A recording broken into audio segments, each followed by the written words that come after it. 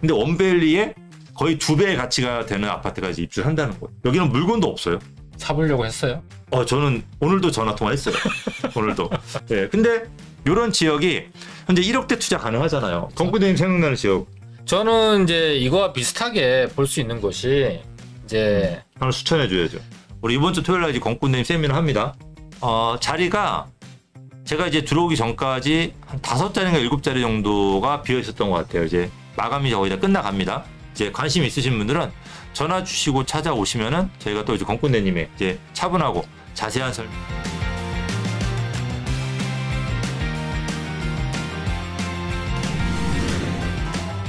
이곳만큼은 주목하자.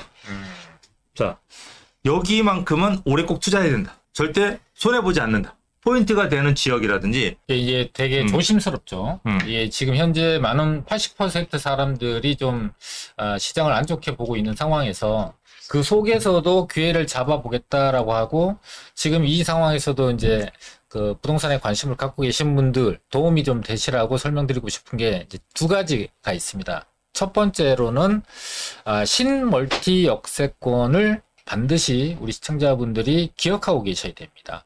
이유는 지금 현재 역세권이라는 개발이 굉장히 오래전부터 이제 추진이 되어 왔어요. 예를 뭐 길게 잡으면은 이전 오세훈 시장 때 역세권 시프트라는 게 도입이 됐고, 또 문재인 정권에서는 공공도심 복합 역세권 개발이 추진이 됐습니다. 그래서 많은 인센티브를 준다라고 해서 처음에는 많은 분들이 그걸 신청을 했는데, 공공이라는 게 이제 포함이 되고 있다 보니까 거부감도 있었고, 그래서 중간에 지정됐던 곳들이 전부 다 뭐 해제해달라, 반대해달라 그런 거 있는 거죠. 자, 첫 번째가 신멀티 역세권이다. 그렇습니다. 네. 역세권은 알잖아, 역세권. 그렇죠. 역세권 개발. 네네. 역세권 개발이 역세권 개발은 오세훈 시장이 이제 지금부터 12년 전에 역세권 시프트라는 걸 도입을 했고, 그 다음에 이제 바로 이제 시장님이 바뀌어 버렸어요. 그러다 보니까 이제 도입은 돼 있는데 그게 진행이 안 됐던 거죠. 그랬다가 이제 다시 돌아와서 이제 지금 현재 추진을 하고 계신 거고, 그 사이에 무슨 일이 있었냐면, 이전에 이제 국토부 장관이 노영우 국토부 장관님이 계실 때 공공 도심 복합 사업이라고 해서 역세권 주변 지역에 굉장히 많은 인센티브를 주는 개발을 추진을 해왔었어요. 문재인 정부에서. 그렇죠. 예. 민간에서 추진하는 걸로 하자. 개발이 잘 안 된 거죠. 그렇죠. 그래서 민간에서 추진하는 걸로 그걸 추진하고 있는 거죠. 또 역세권 개발을 이제 추진을 한다는 그렇죠. 거죠. 네. 민간 도시 역세권 개발을. 2월 달부터 이제 시행이 될 건데, 도심 복합 역세권의 개발이 될 때 어디다 하느냐? 아무데나 이렇게 큰 혜택을 줄 수 없기 때문에 특정한 요건을 갖고 있는 데만 해주겠다. 라는 거예요. 거기가 어디냐? 1, 2, 3단계에 해당되는 도심, 광역중심지, 지역중심지에 해당이 돼야 돼요. 그리고 두 번째로 2개 이상의 노선이 교차되는, 쉽게 말하면 더블 역세권이어야 돼요. 그러니까 도심과 부도심, 지역중심지이면서 더블 역세권인 곳을 개발하는데, 여기는 특혜를 엄청나게 주는 게, 모든 개발을 할 때는 노후도가 기본 요건인데 여기는 노후도를 보지 않겠다라는 거죠.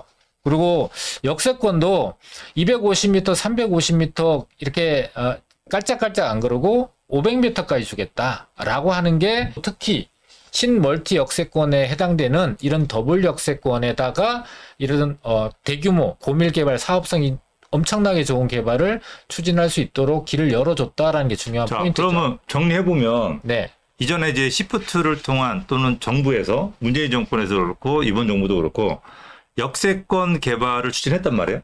그죠? 공공도심 복합 사업으로. 네네. 그런데 이제 공공도심 복합 사업에서 더 나아가서 우리 건kun대님은 신멀티 역세권이라고 한단 말이에요. 그렇습니다. 그러면 더블 역세권하고 신멀티 역세권은 뭐가 다른지 좀 설명해 주세요. 자, 요게 이제 신멀티 역세권은 이제 정부가 최근에 보면은 용적률 거래제라는 걸 추진하고 있습니다. 그리고 서울시는 올해 2025년에 시범 사업까지 추진하려고 하는 이제 의지가 굉장히 강합니다.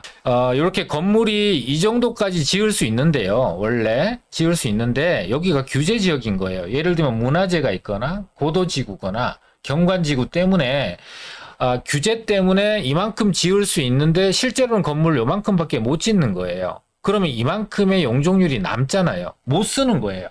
그런데 개발 지역에 개발에 대한 용적률 더해서 사업성을 하니까 이만큼의 건물을 지을 수 있는데 더 높이 짓고 싶은 거예요. 그러면은 요거를 요렇게 사가져 가서 더 높이 짓게 되면은 여기는 도시의 기능적으로도 훨씬 더 기능이 높아지게 되잖아요.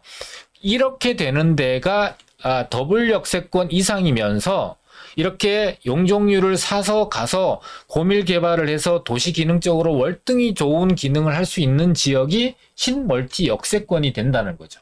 이해하시겠어요? 좀 어려워요. 그러면은 여기가 이렇게 실제 사례도 있는데 제가 요 지도에서 보면은 대략 이거는 예를 들어서 설명드리는 겁니다. 자, 여기가 남산이 있잖아요. 이렇게. 남산이 있으니까 남산 주변 지역은 높이 제한이 굉장히 많죠. 그러다 보니까 이런 지역들의 용적률을 쓰지 못하는 데들을 가져가서 용적률을 쓸 수 있고 대신 남산 주변 같은 경우는 고도 제한 때문에 용적률을 높게 못 쓰지만 가치는 굉장히 높잖아요. 그렇습니다. 네. 그런 차이는 있는 거죠. 네. 예를 들면 여기에 우리가 알고 있는 현충원이 있잖아요. 현충원도 네. 산이거든요. 이게 능선을 따라서 움직이는데 그 산 자락 밑에 있는 지역들은 제한들을 받게 돼요. 그러면은 요 제한이 받는 데를 요렇게 역세권 쪽에 있는 개발이 가져가서 고밀 개발을 할 수 있는데 여기가 그냥 싱글 역세권이 아니라 더블 역세권이어야 된다는 거예요. 더블 역세권 이상인 곳에만 이렇게 적용을 해준다는 거예요. 다른 용적률까지 끌어와서 여기에 도시 기능도 사업성도 건물도 높게 지을 수 있는 곳이 신멀티 역세권이고 앞으로의 개발의 신 트렌드가 될 거예요. 예를 들면은 맨하탄에 있는 곳은 3200%의 용적률을 쓰고요. 도쿄역 앞에 있는 데는 2200%의 용적률을 씁니다. 그런데 지금 현재 우리나라는 1000% 이상이 이제 나오기 시작하고 있는 수준이에요. 그러니까 앞으로의 트렌드는 이렇게 신멀티 역세권이 될 만한 데를 우리 시청자분들이 미리 가서 기다려야 되는 게 지금 현재 앞으로 시장의 포인트고 특히 2025년에 우리 시청자분들이 주목해야 될 가장 핵심적인 포인트라고 볼 수가 있는 거죠. 그러니까 곽본대님은 더블 역세권을 멀티 역세권을 부르는군요. 일단 2개 이상은 멀티니까요. 신멀티 역세권은 그 더블 역세권, 트리플 역세권을 플러스해서 거기에다가 업무타운 인근에 있는 걸 신멀티 역세권을 해야 되잖아요. 그렇죠. 아까 예를 든 게 네. 이제 남산이나 이렇게 동작 그 현충원을 얘기 든 게 강남의 접근성이 굉장히 좋잖아요. 여기도 도심의 접근성, 용산의 업무타운의 접근성이 매우 좋은 입지에 있기 때문에 신멀티 역세권은 이렇게 용적률을 가다가 쓸 수 있는 산, 녹지, 강을 끼고 있거나 두 번째로 업무타운의 접근성이 좋고 거기에 더블 이상의 역세권을 갖추고 있는 세 가지 요건을 갖추고 있는 곳이 이제 신멀티 역세권이라고 정의할 수 있는 거죠. 그러면 이제 우리 구독자분들이 좀 찾기 편하게 정리를 해야 되니까. 네네. 그러니까 더블 역세권이나 트리플 역세권처럼 지하철 2개 이상을 끼고 있으면서 업무타운에 가까운 걸 찾으면 되는 거네. 그렇습니다. 거기에다가 네. 또 이제 어떤 산이라든지 고도 제한을 받아서 용적률을 많이 못 쓰는 지역하고 이제 결합해서 네네. 정말 초고밀도로 개발할 수 있는 지역이라고 한다면 훨씬 더 정부에서 또 개발을 더 밀어줘서 이제 하겠다는 그거죠. 그렇습니다. 그 내용을 이제 발표했다는 거죠. 네네. 네, 알겠습니다. 일단은 그렇게 이제 정리를 이게 하겠습니다. 첫 번째고요. 네, 신멀티 역세권. 네. 이제 그다음에 두 번째는 이제 아파트에 대한 양극화, 초양극화는 많이 들어보셨잖아요. 이제는 특히 올해 2025년은 빌라의 양극화가 굉장히 심화될 거고 그걸 반드시 집중하고 우리 시청자분들이 아셔야 된다라는 겁니다. 양극화하면 이제 아파트가 지금 양극화돼 있잖아요. 그렇죠. 최근에는 그 가격까지 이제 벌어지는 초양극화로 벌어졌어요. 맞습니다. 그러니까 강북의 아파트가 12억, 강남의 아파트가 30억이었는데 최근에는 강남의 아파트가 60억까지 뜰 정도로 30억짜리가. 근데 강북의 아파트는 12억 그대로야. 이게 이제 초양극화로 이제 벌어진 거죠. 근데 빌라도 지금까지 양극화가 지금 벌어지고 있는 거죠.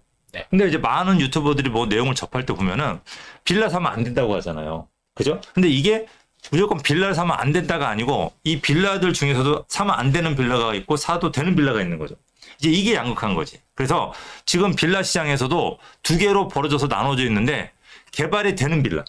개발이 되는 빌라는 아파트로 취급을 받아요. 그러니까 얘네들은 거래도 되게 잘 되고 피가 붙어가지고 일반적인 아파트 가격의 한 60% 70%까지 이제 상승돼 있고 그 다음에 개발이 안 되는 빌라. 얘네들이 지금 최근에 거래가 안 되잖아요. 그러다 보니까 빌라 시장도 아파트로 개발되는 빌라하고 그렇지 않은 빌라로 지금도 양극화로 벌어지고 있는 거죠. 그렇죠. 2025년은 이 개발되는 이 빌라 어떻게 나눠지냐면 거기 개발되는 빌라가 있는 곳에 신규 아파트 가격이 15억 이하인 지역이 있고요. 신규 아파트 가격이 20억 이상인 지역으로 나눠지게 되는 거죠. 그래서 이 20억 이상이라고 하면은 별 차이가 없어 보이지만 지금 현재 서울의 신규 아파트의 평균 가격이 17억 정도 합니다. 그러면은 이 17억 이하 정도밖에 가격이 형성돼 있지 않는 곳은 만들어내는 원가보다 사실 못하기 때문에 거기에 있는 분들은 재개발을 추진하더라도 재개발이 추진 안 되거나 무산될 가능성도 있는 곳이에요. 서울의 외곽 지역이 대부분 그렇게 되겠죠. 또는 아파트 15억이 20억 될 때까지 기다리거나 오래 기다리셔야죠. 근데 두 번째로 이렇게 20억이 넘는다라는 얘기는 지금 현재 20억이나 25억 정도 되고 있는 아파트는 앞으로도 30억, 35억 갈 수 있다는 아파트인 거예요. 그러니까 대표적으로 예를 들면은 최근에 반포라든지 압구정동 같은 데가 60억은 저리 가라고 이제 80억. 그리고 이제 여의도가 지금 현재 50년 된 아파트잖아요. 새 아파트도 아닌데 평당 6천만 원이 넘고 있는 상황이면은 여의도에 있는 아파트가 재건축이 돼서 신규 아파트가 된다면 최소 평당 1억 5천. 45억대 이상 아파트가 될 수밖에 없는 상황이 되어 있단 말이에요. 자, 그래서 이렇게 추진이 되는 동안에 여기는 개발이 무산되거나 그럴 가능성이 없는 거예요. 왜냐하면은 추가 부담금이나 건축비가 오르더라도 충분한 수익이 나다 보니까 이런 지역들은 계속해서 개발이 되고 이런 지역들은 개발이 오히려 안 되거나 무산되거나 오래 걸리는 상황이 되다 보니까 가격 차이는 점점 벌어지게 되는 상황이 된다. 그렇게 얘기하시니까 제가 이제 생각나는 지역이 있어요. 지도 한번 띄워주겠어요. 지도. 이 지역들 얘기를 한번 해보면 괜찮을 것 같아요. 우리가 이제 반포주공 1단지예요. 여기가 반포 1, 2, 4지구. 여기에 5천 세대 아파트가 이제 들어서고, 그 다음에 방배 5구역 아시죠? 방배 5구역. 네. 이제 저는 요즘 새로 나온 아파트 이름을 잘 못 외워요. 옛날 사람이라 가지고 네. 제가 그 개포지구나 이런 것도 전부 다 지구로 외우거든요. 여기도 이제 반포 1, 2, 4지구. 네. 그 다음에 여기 방배 5구역. 구역들을 다 알고 있으니까. 그래서 방배 5구역이 DH 방배인가? 맞습니다. 이제 DH 방배가 이제 되면서 여기에도 약 3천 세대 아파트가 들어섭니다. 여기는 5천 세대고. 맞습니다. 그런데 이 아파트들이 어느 정도냐면은 우리가 상상 초월하지 못한 아파트들이 들어서는 거예요, 여기요. 저 커뮤니티도 그렇고 자체의 가치가. 우리가 이제 원펜타스나 원베일리 있죠? 이런 원베일리 같은 경우가 30평형대가 60억을 찍어 사람들이 놀랐잖아요. 그죠? 네네. 근데 요 반포 1, 2, 4지구는 그 이상이 가요. 여기는 최하 금액이 80억이에요. 평균 아파트 가격이 100억이에요, 100억. 우리가 대단지 아파트가 평균 100억 간다는 거 상상해 보셨어요? 20평대, 30평대는 2억 이상 가는 거죠, 기본적으로. 그리고 물건이 있냐? 물건도 없어요. 여기 사는 사람들 보면은 지금 거래되는 사람 전부 다 현금으로 사요. 너무 위화감이 느껴지는. 그러니까 위화감이 느껴져요. 현금으로. 우리가 이거를 알아야지 그걸 넘어설 수가 있어요. 네. 그러니까 야, 저렇게 미친 거 아니야? 근데 요 지금 방배 5구역, DH 방배, 여기 같은 경우 지금까지 방배동 같은 경우는 아파트가 반포의 한 70% 정도였어요. 근데 가격이. 이제 가격이 근데 이제는 80% 90%까지 쫓아가고 있어요. 특히 이 3천 세대 아파트가 지금까지는 방배동 하면은 1,000세대 이하의 소규모 아파트들밖에 없었거든요. 처음으로 3천 세대가 들어서고 여기는 저희 사무실 근처에 제가 많이 지나가요. 동간 거리가 정말 멀어요. 진짜 쾌적해요. 커뮤니티도 이게 장난이 아닌 거야. 그러니까 이거를 아직 강남 사람들이 방배동 사람들이 경험을 못했어.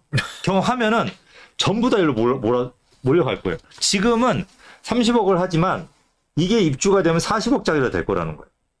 자, 건너편에 한강변에 100억짜리가 들어서요. 아래쪽에 40억대. 제가 이거 장담하건데 입주하고 나면요. 이거 못해도 35억에 40억 갈 거예요. 그러면 이 사이 지역이 어떻게 될까요? 이 사이 지역. 위쪽으로는 100억짜리 아파트를 바라보고 있어요. 아래쪽으로는 3, 40억, 40억대 아파트를 바라보고 있어요. 이 사이 지역의 값어치, 개발 가치는 얼마나 좋을까요? 여기가 아파트로 개발되면 얼마짜리가 될까? 잘 생각을 하셔야 되는 게 지금은 여기 아파트를 짓게 되잖아요. 방배동이나 사당동에. 이 방배동 같은 경우는 거의 25억대 정도 아파트를 지어요. 거기에 맞추어서 커뮤니티도 만들고 사당동 같은 경우는 20억짜리 아파트를 지금은 지어요. 18억, 20억을 목표로 아파트를 짓는 거예요. 지금은. 그런데 얘네들이 2026년에 입주하죠, 둘 다. 방배 5억대로. 이거 거의 2026년에 네네. 거의 입주할 거예요. 네. 말에. 그 다음에 얘도 2026년. 이렇게 입주를 하고 나면은 100억짜리, 40억짜리 들어서면은 요 일대, 특히 방배동을 개발하는 아파트들이 지금처럼 25억짜리를 목표로 지을까요? 40억을 목표로 지을까요? 50억을 목표로 지을까요? 재개발한다면 조합원이 얼마짜리 목표로? 당연히 50억을 목표로 지을 거 아니에요? 실죠. 그러니까 시설부터 커뮤니티 자체가 다 바뀌어버리는 거예요. 규모도 이제 바뀌어버리고. 이런 개발들이 들어가고, 자, 이 사당동 같은 경우도 자, 보세요. 100억에서 40억짜리 사이에 껴 있어요. 네. 그러면 이런 역세권들 같은 경우는 어떻게 개발을 할까? 여기도 지금처럼 17억, 뭐 20억짜리 지을까? 더 비싸게 30억, 40억을 목표로 짓는 거예요. 네네. 근데 그게 재밌는 게 이런 블록들 같은 경우는 다시 한번 여기다 닫아줘 보세요. 자, 이 사당동 같은 경우는 이 아파트 단지가 나홀로 떨어져 있으면 의미가 없어요. 그러니까 방배동 같은 경우는 아파트로 개발되더라도 개발지들이 좀 떨어져 있죠. 네네. 그리고 단지가 좀 작죠. 네. 근데 사당동 같은 경우는 전체가 같이 개발돼요. 한 번에 이렇게. 그러니까 여기는 지금은 단독 빌라가 혼재되어 있는 지역이에요. 이 단독 빌라가 거의 없어진다고 보시면 돼요. 어떨 것 같아요? 대단지 아파트. 네. 자, 네. 요게 바로 아까 말씀드린 대로 자, 첫 번째 아파트로 바뀌는 빌라, 바뀌지 않는 빌라. 양극화, 예, 빌라 양극화. 예. 그럴 때 이 방배동보다는 사당동이 아파트로 바뀌는 빌라가 될 가능성이 높아요. 왜냐하면 방배동은 전통적으로 이 정부에서 대단지 아파트를 지어 개발해 주는데 부담을 느껴요. 강남 쪽에 아파트를 개발해 준다면 이 표를 잃을까 봐. 그러니까 부담이 안 되는 게 건너편 사당동이야. 그러니까 사당동 개발을 되게 많이 시켜주는 거예요. 지금도 그 부분이. 지금 이렇게 노랗게 표시된 데가 전부 다 개발 구역이에요. 네, 그러다 보니까 개발되는 빌라, 개발되지 않는 빌라를 나눴을 때 개발되는 빌라가 바로 여기에 속하는 거고, 그렇죠. 그 중에서도 개발되는 빌라도 15억 이하의 빌라가 아니고 여기는 20억 이상의 빌라를 짓는 거고, 이 뒤에가 2026년이 되면 이제 여기는 30억대 빌라를 짓게 될 거예요. 아파트를. 네. 그러니까 사당동도. 네네. 그러니까 이게 금방 바뀌는 거예요. 흑석동이 그렇게 바뀌듯이. 그렇죠. 그러니까 흑석동이 이게 그 정도 갈 잠실이 거라고 아무튼 그렇게 바뀌듯이. 그렇죠. 요 두 개가 들어서고 나면은 상급지 아파트를 짓는 빌라로 바뀌게 될 거고, 그러면 투자해도 손해보지 않는 지역이 되는 거잖아요. 두 번째로는 이 지역이 산을 끼고 있잖아요. 그죠? 여기에서 역세권에 해당되는 지역은 더블 역세권에다가 네.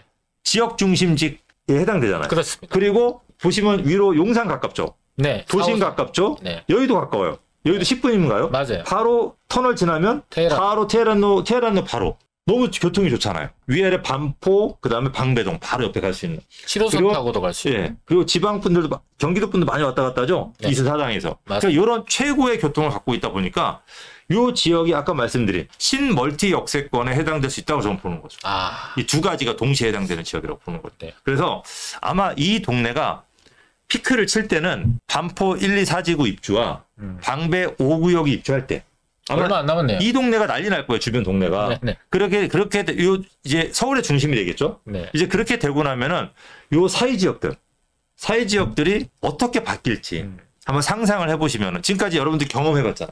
그러니까 제가 어떻게 된다라기보다는 여러분들이 지금까지 경험했던 걸 그대로 느껴보시고 원베일리 입주하고 나서 바뀐.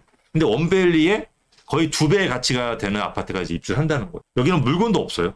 사보려고 했어요. 저는 오늘도 전화 통화했어요. 오늘도.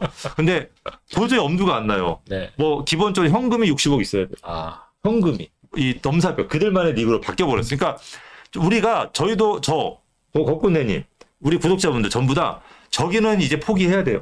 그들만의 닉 이게 여러분들 저도 위화감 느낄 정도니까 네. 이 그들만의 닉 포기하자고요. 네. 그리고 우리는 어디를 그들만의 닉 다음에 사람들 들어올 지역을 선점하자고. 네. 근데 이것마저 놓치면은 진짜로 그때는 그들만의 닉에서 아웃되는 거예요. 아웃되는. 네. 근데 이런 지역이 현재 1억대 투자 가능하잖아요. 그렇습니다. 그러니까 1억대 투자가 가능하니까 이미 60억은 안 되고 1억대 투자는 전 가능하거든요. 그래서 이제 그런 부분들을 가지고 한 번 더 저는 우리 공군님 얘기 들으면서 아, 그럼 이런 부분들 요 지역 정말 좋다라는 느낌이 이게 들었어요. 부동산을 오래 하시니까 우리가 이제 이런 요건을 갖고 있어요, 저런 요건을 갖고 있어요, 딱 얘기하면은 머릿속에 떠오르는 경우가 많잖아요. 그렇죠? 공군님 생각나는 지역 저는 이제 이거와 비슷하게 볼 수 있는 곳이 이제 하나 추천해 줘야죠. 이제 지도로 보면은요. 강남권 이게 이제 여기 이수역이나 사당동 같은 경우가 강남 서초에 붙어 있잖아요. 그렇죠? 네. 비슷한 요건을 갖고 있는 데가 송파입니다. 송파 같은 경우는 많은 사람들이 이 잠실에 있는 엘스 리센츠 뭐 이 잠실 5단지가 대표적으로 요즘은 가장 이제 거론이 많이 되고 있잖아요. 그리고 제1롯데월 타워가 만들어져 있고. 근데 여기에 지금 현재 강남권 경계가 되는 게 탄천을 기준으로 되어 있는데 신멀티 역세권이 되려면은 업무지구와 가까워야 된다라 그랬잖아요. 여기 종합운동장 개발되고요. 한전부지 개발되면서 이 코엑스와 더불어서 여기가 마이스 산업의 중심지로 바뀌게 되고 삼성역에 GTX가 2개 들어서고 A 노선이 지금 이제 개통을 앞두고 있잖아요. 그리고 영동대로가 지하도시 건설이 되면서 이런 업무지구가 여기에 양질의 고소득자들이 몰릴 수 있는 여러 가지 인프라를 다 갖추고 있고 아까 산이나 강이나 개천을 껴야 된다고 하는데 여기는 이제 탄천을 끼고 있습니다. 그렇죠? 그래서 인센티브를 받을 수 있는 요건들이 많은데 여기에 특히 가까이 보면은 여기 아시아 선순 아파트가 대지 지분이 엄청 커요. 그래서 개발이 되면은 3, 40억대는 당연히 넘을 걸로 예상이 되고 바로 옆에가 이제 신동 아파트 1, 2, 3차가 또 재건축을 하고 있는 상황이죠. 이렇게 된다면 여기에 가장 인접해 있는 지역이 우성 아파트, 우성 1, 2, 3차죠. 요 지역에서 가장 인접해 있는 지역이 이 종합운동장 더블 역세권이거든요. 9호선하고 2호선 더블 역세권이거든요. 여기에 인접해 있는 지역이 여기 잠실동이 해당이 됩니다. 대치동에 이 학원가가 바로 옆에 있잖아요. 그렇죠? 여기를 걸어서 갈 수 있는 데가 있는 곳이에요. 여기 지금 현재 AS 리센츠 말고 아시아 선순 아파트가 개발되면 40억, 50억 가는 건 일도 아닐 거예요. 그렇죠? 이 삼성역 주변 지역의 아파트가 70억, 80억대 갈 거니까 새롭게 나오는 것들은 저희가 여기를 주목하고 있는 상황이거든요. 멀티 역세권에 역시 마찬가지로 맞습니다. 그 고가의 아파트를 지을 수 있는 빌라를 그렇죠.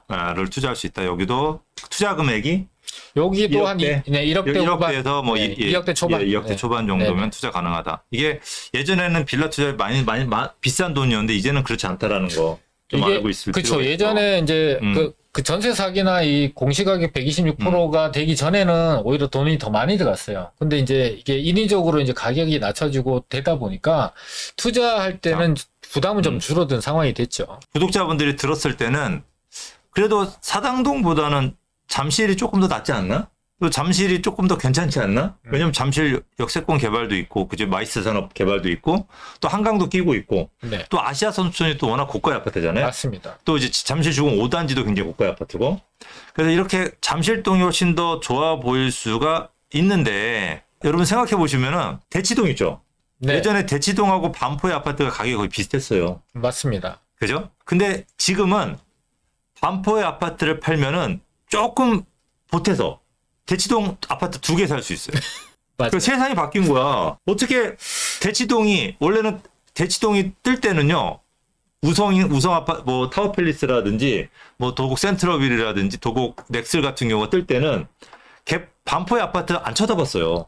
무시했단 말이에요. 조금 알로봤죠. 그죠? 네. 그런데 이제 개포의 아파트도 분명히 재건축했고 네. 반포의 아파트도 멋있게 둘 다 재건축했단 말이에요. 근데 어떻게 반포의 아파트를 팔면 개포의 아파트를 2개 사요.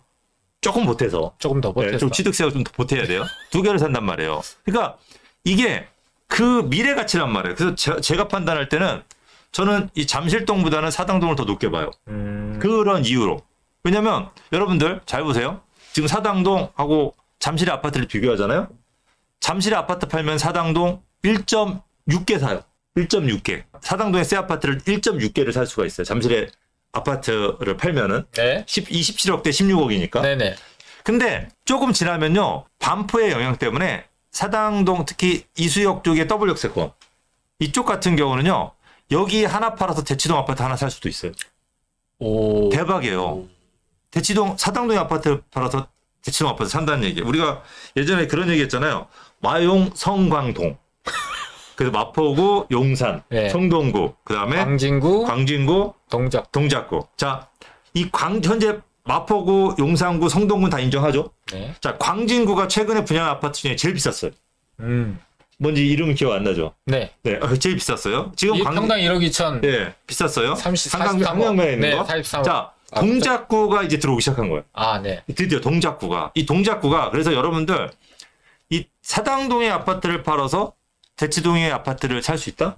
상상도 못한 일이 현실로 갈 수가 있다라고 하는 거죠. 이제 그래서 저는 제가 얘기한 부분이 조금 더 좋다라고 생각을 하는 거죠. 그러니까 지역적으로 보면 지금 현재 상황에서 이미지적으로는 송파구라는 것이 강남 3구로 대표되다 보니까 송파구에 대한 지역적인 선호도가 조금 더 높아요. 현재로는 동작구보다는. 근데 미래 가치나 속도 면에서는 지금 현재 동작구가 좀 더 높게 평가를 받거든요. 그러니까 이게 특징이 좀 다른 거예요. 잠실동 같은 경우 투자 금액이 2억대예요, 보통. 그렇죠. 금액 차이는 좀 근데 있죠. 사당동 같은 경우 우리 저기 서정훈님이 물어보셨는데 네. 사당동의 빌라들 뭐 초역세권에 있는 것들도 투자 금액 1억대거든요. 네. 그 멀티 역세권으로 개발할 수 있는 지역들이 투자 금액 1억대란 말이에요. 네네. 그러니까 훨씬 더 투자 금액이 훨씬 더 저렴한데 저는 미래 가치가 나중에 같아질 수 있다라는 거예요. 그러니까 우리가 재테크를 하는 목적은 그런 거잖아요. 투자 금액은 같은데 미래 가치가 높거나 네. 투자 금액이 더 싼데 나중에 같아지는 지역. 근데 저는 이 사당동이라는 동네가 반포하고 방배동의 발전. 방배동 같은 경우가 옛날 전통 강자잖아요.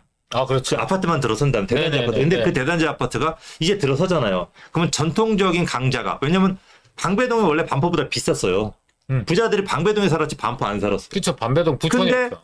반포가 이제 부자가 됐잖아요. 또 네. 방배동이 자존심이 있지. 그치. 그 대단지가 이제 들어오기 시작하는 거예요. 그러면 방배동이 반포를 따라잡을 거란 말이에요. 그 속에서 사당동의 가치가 이제 빛을 발할 거라는 거죠. 그 사이에 낀. 자, 대치동도 가요. 네. 멀지 않죠? 강남 가기 좋죠? 여의도 가기 좋죠? 네. 그죠? 그다음에 도심 가기 좋아요. 이거 기억나요? 우리가 옛날에 10년 전에 이런 얘기 많이 했어요. 맞아요. 어디 얘기할 때? 동작구 본동? 용산 얘기할 용산 때. 얘기할 때. 용산 얘기할 때 용산 좋다는 얘기는 뭐였냐면 도심 가기 좋고 여의도 가기 좋고 강남 가기 좋다라고 했어요. 근데 사당동이 지금 그런 거예요. 딱 그 역할을 하고 있는 거예요. 그렇게 또 설득되네. 네. 그래서 아니 설득이 아니고 실제로 그런 흐름으로 지금 가고 있어요. 네. 실제로. 그러다 보니까 이 사당동의 개발이 여러분 나중에 아까 지도 제가 보여드렸잖아요. 전체가 전부 다 개발을 다 추진하고 있는 거예요. 거기에다 멀티 역세권을 추진해서 역세권 양도 결합 개발 방식으로. 왜냐하면 사당동이 산이 굉장히 깊어요. 그 산 밑에 가치가 나죠. 그럼 산 밑에는 아파트를 조금만 짓고 역 주변에 아파트를 많이 지어야죠. 그래야 사당동이 살아남는 방법이에요. 그런 식으로 이제 개발된다라고 보니까 우리 유목민님께서 사당동이 대치동이라고 흐흐거려요. 네. 맞아요. 그러니까 사당동이 대치동을 잡을 수 있다라고 하는 부분은 어떻게 본다면은 말이 안 된다고 생각을 하실 거예요. 지금은. 네. 네. 지금도 앞으로도 힘들 수 있어요. 네. 근데 저는 그만큼 위치적인 가치가 끝까지 올라간다고 한다면 지금 반포가 대치동 2개의 아파트의 가격을 하고 있단 말이에요. 최소 못해도 1.5, 1.6 정도 가격을 하고 있단 말이에요. 같았는데 이제 벌어졌잖아요. 네. 그죠? 그리고 방배동하고 대치동이 같아져요. 지금 같단 말이에요. 근데 방배동이 대치동을 넘어설 수도 있어요. 조금씩 올라간다면. 그렇게 난다면 그 주변 지역의 가치가 따라잡는다는 거죠. 어떻게 감히 대치동을 잡겠어요? 대치동 사시는 분들 절대 오해하시면 안 됩니다. 잡지 못하고 따라잡는다는 거죠. 따라잡는다. 네, 그럼 대치동도 도망가시겠죠, 열심히. 그렇죠. 도망가죠. 네, 이렇게 이제, 네. 이제 선순환이 이제 되는 그런 식으로 조금 되지 않을까라고 싶어요. 왜냐면 반포가 미쳤어요. 이제 그들만의 리그 우리가 용산에 한남 더 있는 나인호 한남. 네. 그다음에 뭐 성수동. 네. 그다음에 트리마제. 트리마제. 그다음 몇 군데 성수동에 이제 몇 군데 아파트 고급 주상 청담동에 이런 고급 빌라 300억짜리 이런 것들을 판단할 때 저희가 거기가 싸다 비싸다는 얘기 잘 안 하잖아요. 그냥 그건 그들만의 리그야. 우리하고는 상관이 없어. 라고 던져놓는단 말이에요. 근데 지금 반포가 그렇게 되고 있어요. 사당동이 좋았던 동네는 왜 안 좋냐? 대단지 아파트가 없었어요. 맞아요. 아파트 단지가 조금 있었단 말이에요. 그게 이제 대단지가 들어서는 거예요. 그러면은 저는 사당동이 노량진하고 흑석동을 따라잡을 수도 있다. 노량진 흑석동 계신 분들 오해하지 마시고 넘어설 수도 있다. 이렇게 생각을 하는 겁니다. 자, 조금 더 좋은 지역은 많죠. 그래서 오늘 어쨌든 저희가 오늘 우리 공꾼대님과 같이 라이브 준비를 하면서 저희가 많은 내용을 다 못 보여드렸어요. 그죠? 여기 이제 그림도 많이 준비했는데. 자, 여기가 어디죠? 반포 1단지요. 반포 1단지 DH 클래스. 예. 여기 이제 스카이 브릿지도 있고요. 스카이 브릿지 기본이에요, 요즘은. 이제 오페라 하우스. 이거는 840석이나 된대요. 저는 오페라 하우스 별로 안 좋아해가지고 저는 뮤지컬을 좋아합니다. 그다음에 이제 워터파크라든지 사계절. 아이스링크, 그다음에 골프 연습장, 그다음에 영화관 이런 것들이 이제 특석에. 그들만의 리그가 지금 근데 생기네. 이게 반포에만 이러는 게 아니고요. 이제 이제 DH 방배. 이 동간거리가 정말 넓어요. 보통 그리고 네. 여기가 멀리 한강 조망도 보일 거예요, 아마. 일부 단지는. 그리고 이쪽 산 조망이 기가 막혀. 청계산이나 이런 산들 보이는, 관악산이나 보이는 게 제가 여기 젊었을 때 네. 이수역에 제가 오피스텔을 살았거든요. 네. 방배 디오빌이라고. 네네. 그 20층에. 네. 그러니까 거기가 처음에 지어졌을 때 거기가 전망이 정말 좋았어요. 산 조망이 기가 막혔거든요. 남향으로 조망이 굉장히 기가 막혀요. 그러니까 1만 세대 가까이 되는 헬리오시티가 서 있을 때는 이 아파트 이렇게 외관에서 봤을 때 아파트 사이에 이렇게 하늘이 안 보입니다. 근데 들어가면 이제 동간거리 넓거든요.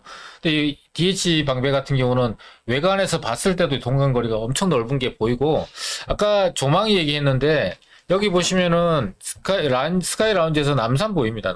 남산 타워 보이거든요. 그 정도로 이제 조망이 앞뒤로 북쪽과 남쪽이 다 보이는, 예전에는 그런 것까지 단지 내에 있어라고 했던 것들이 이제는 이제 기본 사양들로 채워져 가고 있는데, 이게 아무 곳이나 이렇게 되는 것이 아니고요.